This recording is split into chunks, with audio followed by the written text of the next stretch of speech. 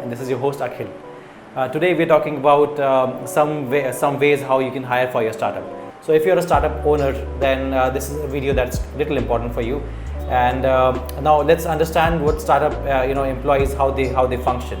So startup employees are very different from your regular employees who go to corporate firms. Startup employees have intrinsic motivation, and they look for meaning in their work, and they have a sense of satisfaction. So they need to do work which makes sense every single day.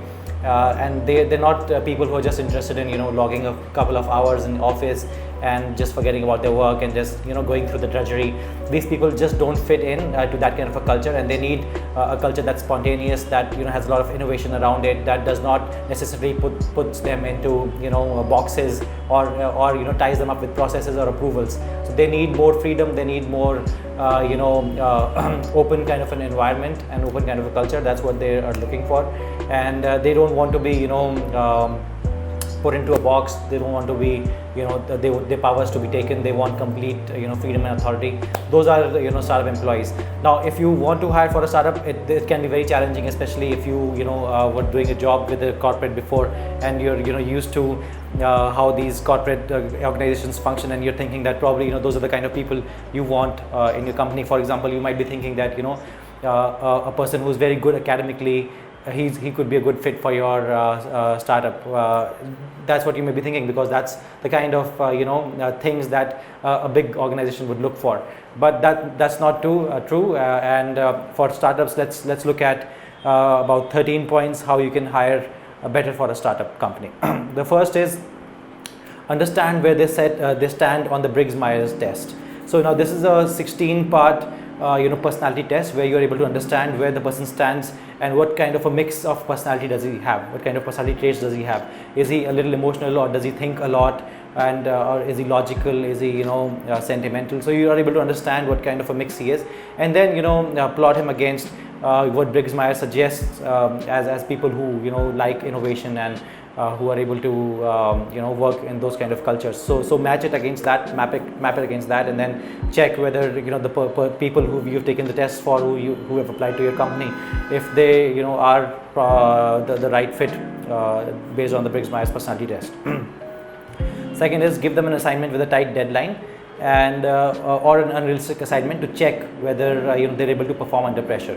So with startups, as you know, it's not only important to get the tasks done right, but it's also important to get the tasks done on time. So if you want if you want to check whether your person whether the person who's applying to your company is going to be able to complete these tasks on time, then you must give him an assignment at the beginning itself, while he's in the process, or while you're in the recruitment process, so that you're able to check whether if he's the right person, if he's able to deliver within those tight deadlines.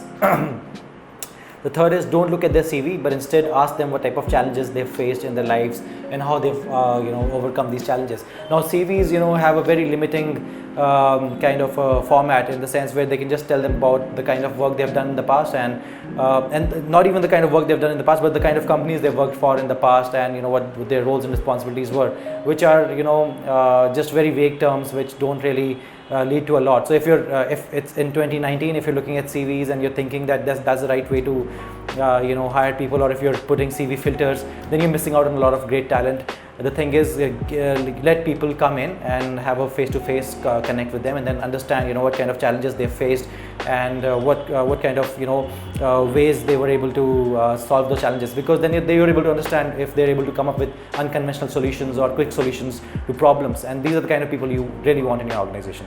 And the fourth is check for empathy and how sensitive they are. Now when you check for empathy, there are multiple tests for empathy. So you're able to check whether they're able to understand the problems of your customer or the problems of the other team members. So that's why it's important to understand whether they have empathy.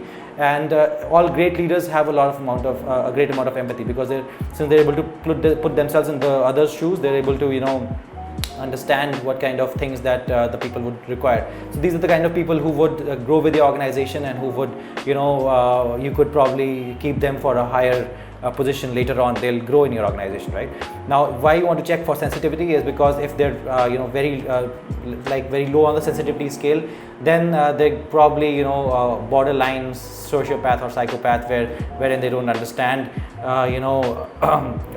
what's going on with the other people or with the customers. And also they might not feel very attached to the work they're doing. If they're sensitive, like moderately sensitive, then they'll care about the work they're doing, they'll put in a lot, they'll be sincere. But if they're overly sensitive, that's also a problem, because then they won't be able to take in critical feedback, which is very important for a startup culture. Now the fifth point is, don't hire an ex-corporate. In the sense, if you're hiring somebody from IBM or from a big company like Procter and Gamble and Reckitt Beckensur and any of these companies, it's going to be a big problem, because these people have been trained to work under particular processes and systems. They can't work in a chaotic environment at all. They will go crazy on the first day when you bring them to a startup, because in your company there won't be any processes. Everything will be changing rapidly on a day's time, right? So that's what startups are famous for, changing things and changing plans and improvising. They won't be able to fit in with that culture. I mean, not in a in a common scenario, but there could be people who are still able to switch over from a corporate to a startup, but that's a very low percentage of people. And also these people would be wanting to charge you a lot of money as well. Now the sixth point, it's a great strategy to hire from other startups or from your direct competitors, because now if you hire from companies that you're trying to emulate, who are a few steps ahead of you, and you want to hire from those people from those companies, it's a very good idea, because they already know what's going to happen eventually, as in all these people are already well trained, and they also know how the life cycle of this company is going to turn out to be. So they already know, they have already been through these steps, and they're also able to get a lot of information to your company, which you would need to grow. So it's a very good idea to hire from these kind of companies, right? Now seventh is, have tight contracts with the employees. Now 1 month in a startup is almost equivalent of spending a complete year in a regular company, like a corporate company, because of the amount of information that you're being bombarded with and the amount of work that you have to do, right? So this means that in a very short amount of time, your employees get to have a lot of information about how the industry works or how your company is particularly working. This also means that it's going to take that long to train another employee if this employee leaves. So that's why I have very strong contracts, so that your employees are not able to leave you and go very easily. Now the eighth is, train your employees really well and document everything in the company, so that whenever they leave, you have something, you have everything in place. So that's why it's very important to train them, to document everything, so that you have everything in place at least. Now the ninth point is, always be pipelining. No matter how great your employees are, no matter how stable the company is going, no matter how much in love they are with their workplace, always be pipelining, because you're going to get into a lot of trouble if any of those important assets of your companies leave.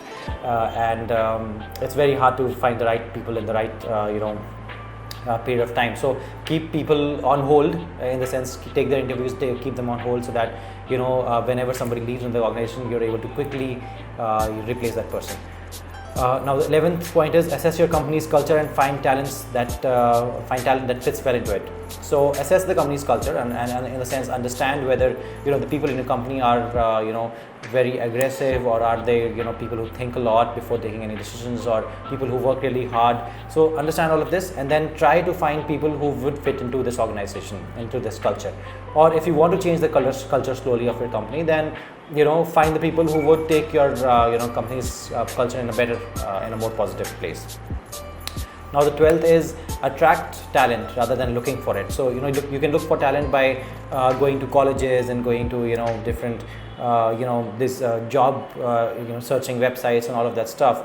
But instead you have to attract them, right? Attract these people by showing them by posting videos on YouTube or Facebook or Instagram about how great your company culture is, and how much the people who are working in your organization are enjoying this.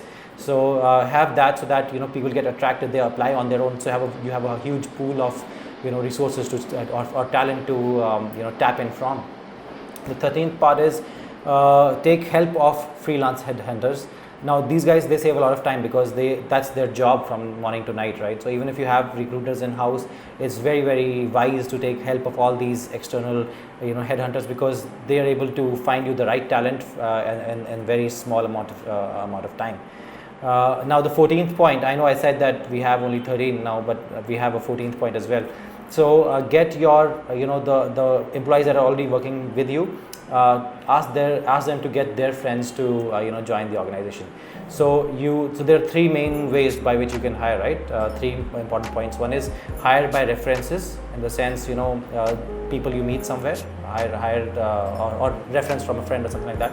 Then hire friends of friends, and then hire the friends of your employees. So these three are really critical, and if you are able to hire these people, then it's very beneficial for you, because if you hire from references, that means the reference it's coming from, it's kind of almost the person who's going to come from that reference is going to be representing that person, and is going to be kind of on the similar psychological level of that person. And if you hire an employee's friend, that means, and that employee is great, right? So as you have heard, that birds of a feather flock together. So if if that employee is great, and if he's recommending a friend, always make space for that person in your company. And so these are the main things.